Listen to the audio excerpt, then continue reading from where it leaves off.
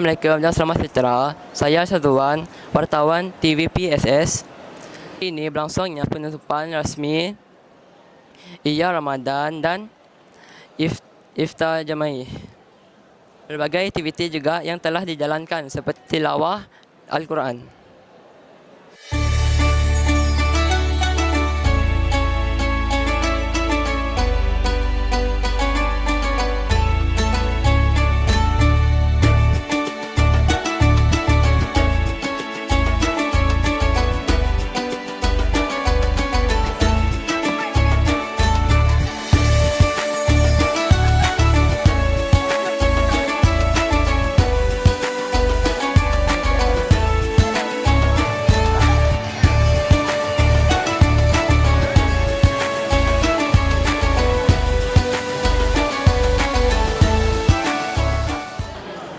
Okey, baik.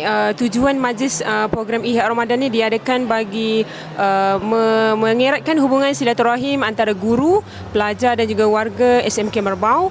Di samping kita memeriahkan lagi bulan Ramadan dengan pelbagai aktiviti yang menarik.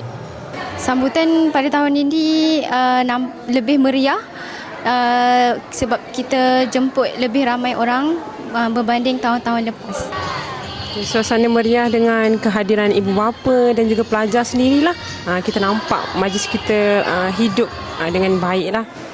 Okey, harapan kami untuk program yang akan datang akan diteruskanlah program seperti ini untuk tahun-tahun yang kedepannya, dan juga kami mengharapkan lebih meriah, Lebih baik untuk tahun yang akan datang. Saja laporan saya pada hari ini dari TVPSS Merbau. Jumpa lagi, bye.